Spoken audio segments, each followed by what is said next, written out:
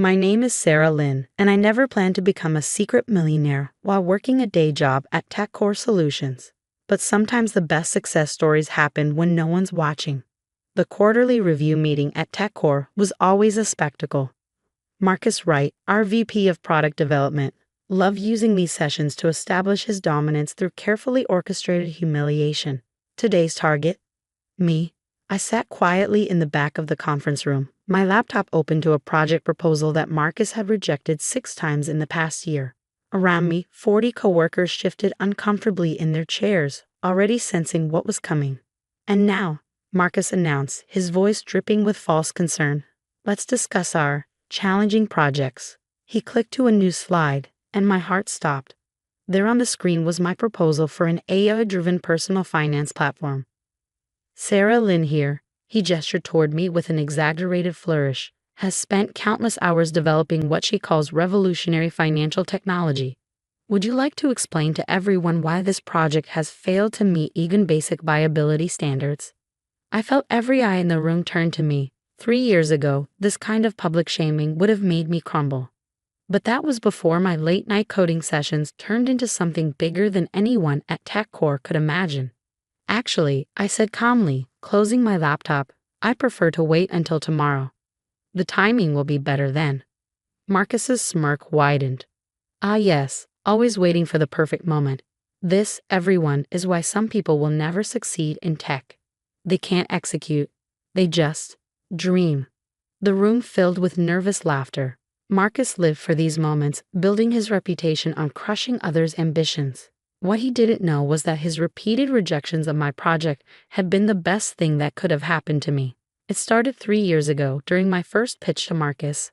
I developed a prototype AI system that could analyze personal spending patterns and provide customized financial advice. The technology was solid. I'd spent 2 years perfecting the algorithms during my MIT graduate studies. This is amateur work, Marcus had declared, barely glancing at the documentation. Financial technology requires experience you clearly don't have. Stick to basic coding tasks. That night, I sat in my small apartment, staring at the rejection email. My phone buzzed. A message from my former professor, Dr. Chen. How did the pitch go? I called her, fighting back tears as I explained Marcus's dismissal.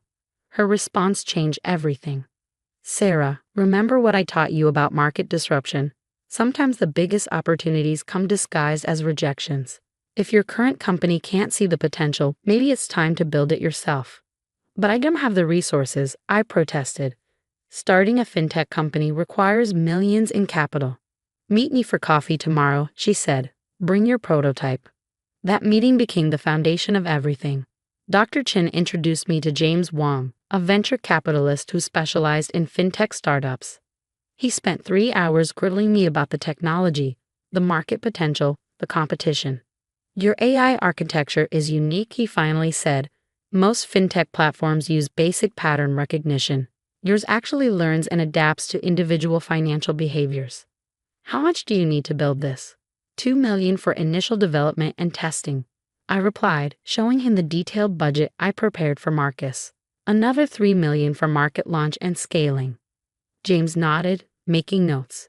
I can get you $5 million, but there's a catch. You'll need to work on this in complete secrecy until launch. No public association with the company, no LinkedIn updates, nothing that could alert potential competitors. I have a day job, I said. At TechCore. Keep it, he advised. It's perfect cover. Build your company at night and on weekends. We'll hire a CEO to be the public face during development. When you're ready to launch, you can reveal yourself as the founder and technical architect. And that's how Nighthall Financial was born. For 3 years, I lived a double life. During the day, I was Sarah Lynn, mid-level programmer at TechCore, quietly accepting Marcus's criticism and condescension. At night, I was the hidden founder of what would become the fastest-growing fintech startup in history. The secrecy wasn't easy. I worked from 9 to 5 at TechCore, then spent evenings and weekends building Nighthall. My small apartment became a command center of monitors and development servers. I hired remote developers using secure channels, coordinating with them through encrypted communications. James kept his word about funding, and our CEO, a brilliant woman named Michelle Chen, became the company's public face. She handled interviews and investor meetings while I focused on perfecting the technology. Every time Marcus rejected my proposals at TechCore, I channeled that energy into Nightowl. His dismissal of AI-driven financial analysis, I used it to refine our algorithms. His mockery of my user interface designs, it pushed me to create something even more intuitive. The hardest part was watching other companies launch inferior versions of my vision. Marcus would parade these competitors' products in meetings, pointedly noting how they proved my ideas were derivative and unoriginal. Little did he know that Nightowl was already running private beta tests with selected users. Our AI system wasn't just analyzing spending patterns, it was predicting financial trends, preventing fraud, and providing personalized wealth-building strategies with unprecedented accuracy. 1 month ago, everything changed. Our better results exceeded all projections. User acquisition costs were 60% below industry standard. Customer satisfaction scores broke records. Most importantly, our AI system was performing at levels that made competitors' products look primitive. James called an emergency board meeting. "We're ready," he declared. "Time to show the world who really built Nightowl." Michelle agreed. The Forbes interview is scheduled for next week. They want to do a cover story on the hidden genius behind the year's most anticipated tech launch. I thought about Marcus, about all the times he used my failures to teach others not to dream too big, about the countless meetings where he crushed innovative ideas because they didn't come from the right people or follow the right paths.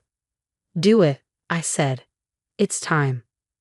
Now, sitting in TechCore's conference room watching Marcus dissect my failed project, I felt a strange sense of calm. In less than 24 hours, Forbes magazine would hit desks and inboxes across the tech world. The cover story: the secret founder of Nightowl. How a hidden genius built a $300 million fintech empire. Marcus was still talking, his voice filled with practiced concern. "This team is why we must maintain high standards. Not everyone is cut out for innovation. Some people, like Sarah, might be better suited to supporting roles rather than trying to lead." I checked my phone under the desk. A message from James. "Forbes article goes live at 9 a.m. tomorrow. You ready?" I texted back one word: ready. Tomorrow couldn't come soon enough. I arrived at TechCore's office at exactly 8:55 a.m. the next morning. The security guard did a double take. I'd never worn a designer suit to work before, but today wasn't a normal day. My phone had been buzzing since dawn. The Forbes article was scheduled to go live in 5 minutes, and the tech world was already humming with speculation about Nightowl's mysterious founder. Our PR team had orchestrated the reveal perfectly, with synchronized announcements across multiple platforms. I walked past Marcus's office, where he was already practicing his usual morning routine of criticizing someone's work. Today's victim was a junior developer named Alex, who was hunched over as Marcus dissected his code. "This is exactly the kind of mediocre thinking that holds companies back," Marcus was saying. "You need to understand your place in the hierarchy." 8:59 a.m. I settled into my cubicle and opened my laptop. The Forbes website was already open, counting down to the article release. Across the office, dozens of other screens showed the same page. Nightowl's imminent public launch had been the talk of the tech industry for weeks. 9:00 a.m. The page refreshed. There it was. My face, taken during a secret photo shoot last week, splashed across the digital cover of Forbes. The headline read, "Meet Sarah Lin, the brilliant hidden founder behind Nightowl's $300 million AI revolution." "Sarah?" Alex appeared at my cubicle entrance, his face pale. Is that really you?" Before I could answer, Marcus's voice boomed across the office. "What is this nonsense?" He strode toward my desk, tablet in hand, his face shifting between confusion and anger. "This is some kind of mistake. Some kind of prank." I stood slowly, smoothing my suit jacket. "No mistake, Marcus. Though I understand your confusion. After all, people like me aren't cut out for innovation, right?" The growing crowd of employees parted as Michelle Chen, Nightowl's CEO, walked into the office, followed by James Wong and our entire executive team. "Sarah," Michelle called warmly, ready for the press conference. Marcus's face had turned an interesting shade of purple. "Press conference? You can't just walk in here and... Actually, James interrupted. We can. Sarah's resignation letter was just delivered to HR, along with some interesting documentation about how her intellectual property has been handled here at TechCore. I picked up my laptop and the small plant that had decorated my desk for 3 years. The AI architecture you've been rejecting and mocking, I said to Marcus, keeping my voice level. It's now worth $300 million. The Series B funding round closed last night. That's impossible, Marcus sputtered. I reviewed that technology. It was basic, unworkable. No, I corrected him. You dismissed it without reviewing it. Just like you dismiss everyone who doesn't fit your narrow view of what success looks like. The difference is, I didn't let your rejection stop me. Michelle stepped forward. Perhaps you'd like to see the real numbers? She handed Marcus a folder. Our AI system has achieved a 98.7% accuracy rate in financial prediction modeling. We have 100,000 beta users, with a waiting list of over 1 million. Major banks are already negotiating licensing deals. Marcus flipped through the papers, his hands shaking slightly. But you work here. You're just a what? I asked quietly. Just a junior programmer. Just a woman in tech who should know her place. While you were busy teaching everyone what failure looks like, I was building something revolutionary. The office had gone completely silent. Every eye was on Marcus as 3 years of his carefully constructed authority crumbled. Your project proposals, he managed finally. They were deliberately flawed. You submitted weak versions to avoid suspicion. I smiled. Now you're getting it. Every rejection just gave me more time to perfect the real system. Away from TechCore's claims on intellectual property. Away from your mentorship. James cleared his throat. Speaking of intellectual property, our lawyers would like to discuss your company's pattern of handling employee innovations. We have documentation of several other instances where viable projects were dismissed, only to mysteriously resurface later under different names. Marcus's face went from purple to white. Sarah, Michelle called from the door. The Wall Street Journal is waiting. Shall we? I turned to my now former colleagues. For everyone who's had their ideas dismissed, their innovations mocked, their potential denied, remember this moment. Success doesn't always look like what others tell you it should. As I walked toward the door, Alex stepped forward. Sarah, that financial tracking system I've been working on in my spare time, would Nighthold be interested in taking a look? Send it over, I smiled. We believe in evaluating ideas on their actual merit. The next few hours were a blur of interviews, photographs, and congratulations. Nighthold's stock price soared as the market responded to the revelation of its founder's identity. Tech blogs exploded with analyses of how a stealth founder had built a financial AI empire right under the industry's nose. But the most satisfying moment came that evening when I returned to my apartment and found an email from Dr. Chen, my former professor. Sarah, I just watched your press conference. You didn't just prove them wrong, you showed everyone a better way to be right. Your success isn't just about the technology, it's about proving that innovation can come from anywhere, if we just have the courage to persist. Proud of you. Dr. C. 1 week later, Nighthold moved into its new headquarters, ironically in the building right across from TechCore. I had insisted on floor-to-ceiling windows in my office, with a clear view of my old workplace. Not out of spite, but as a reminder.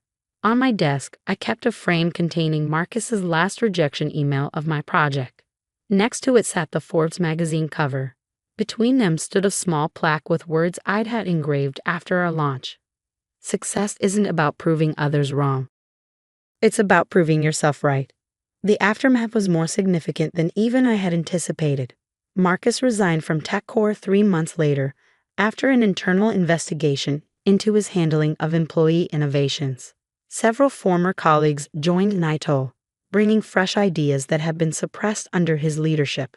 But more importantly, our success sparked a change in the tech industry's culture. Other hidden founders began emerging, sharing stories of building their dreams while working day jobs. Nighthold established an innovation fund specifically for overlooked entrepreneurs, focusing on those who had been told they didn't fit the profile of success. Last month, I was invited back to TechCore. this time as a keynote speaker for their new innovation initiative. Standing at the podium where Marcus once held his quarterly review meetings, I shared the real lesson of my journey. Innovation doesn't care about titles or authority. It doesn't follow org charts or hierarchies. Real innovation often happens in the shadows, driven by people who refuse to accept artificial limitations. Success isn't given. It's built one rejected proposal at a time. Yesterday, a young programmer stopped me after a conference presentation. She asked if I regretted not revealing Nighthall's success sooner, if all those years of hiding my achievements were worth it. I thought about the look on Marcus's face when he saw that Forbes cover, about the message my story had sent to every overlooked innovator, about the changes it had sparked in corporate culture. Sometimes, I told her, the best revenge isn't proving others wrong. It's proving that their entire way of judging success was wrong. That takes time, patience, and the courage to work in silence until the right moment. Nighthall continues to grow, now valued at over $1 billion. But our most valuable asset isn't our AI technology or our market share. It's the culture we've built, one where ideas are judged on merit, not source, and where innovation can come from anywhere. As for Marcus, I heard he's writing a book about recognizing hidden talent in organizations. I call that ironic, but sometimes the best lessons come from our biggest mistakes. The plant from my old cubicle now sits in Nighthall's lobby, next to a wall of patents and awards. It's a reminder that growth happens even when no one's watching, and sometimes that's exactly when it happens best.